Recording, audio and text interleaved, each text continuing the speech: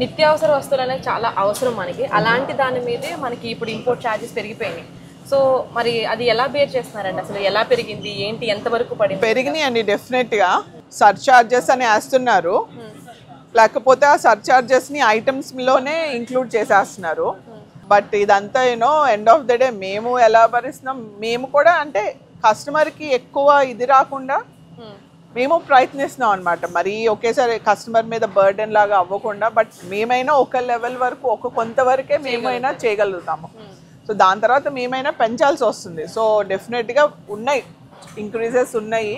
But we're trying to reduce or like వాటిని ఎంతవరకు సటిల్గా ఇది చేయాలి అనేదే చూస్తున్నాం. అంతేగాని ఓకే వెండర్స్ పెంచారు కదా అని మేము కూడా ఒక్కసారిగా వాటిని ఒకేసారి ఇది చేయకుండా we're trying to be subtle. Okay ఇది చేద్దాం, but next is coming Diwali sale వస్తుంది. ఎలా ఇది చేయగలం, దాంట్లో ఎలా ఇన్కార్పొరేట్ చేయగలం ఈ ప్రైసెస్ అనేదే మెయిన్ టాస్క్ అయ్యేలాగా ఉంది మాకు.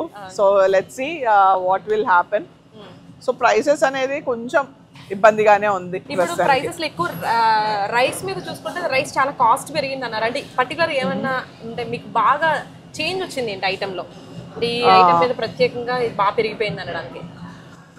అలా ఒక్క ఐటమ్ మీద ఏం లేదండి వాళ్ళు, ఎందుకంటే ఇప్పుడు టారిఫ్స్ అనేది అన్ని ఐటమ్స్ మీద, జస్ట్ రైస్ ఒక్కటే కాదు. ఎందుకంటే కంటైనర్స్ వస్తున్నాయంటే షిప్మెంట్స్ అన్ని ఐటమ్స్ వస్తూ ఉంటాయి. అన్ని ఐటమ్స్ మీద ఈక్వల్గా పడుతుంది. రైస్ అనేది ఏంటంటే బిగ్గర్ మార్జిన్ ప్రోడక్ట్ కదా, రైస్ ఆటాస్ వీటి మీద ఏంటంటే మనకి ఎక్కువ ప్రైస్ ఇంక్రీజ్ అయినట్టు అనిపిస్తుంది అనమాట. కాకపోతే అన్ని ఐటమ్స్ మీద ఓవరాల్గా ఇంక్రీజ్ అయింది. ఇప్పుడు కొన్ని ఐటమ్స్ $2 ఉంటాయి, వాటి మీద పెద్ద ఇంక్రీజ్ కనిపించకపోవచ్చు. బట్ రైస్ అనేది $15, $20 అలా ఉంటుంది. సో అలాంటి వాటి మీద ఏంటంటే కొంచెం ఎక్కువ అన్నట్టు అనిపిస్తుంది. సో దేర్ ఈస్ లైక్ అన్నిటి మీద ఉంది ఉంటాయి. యా.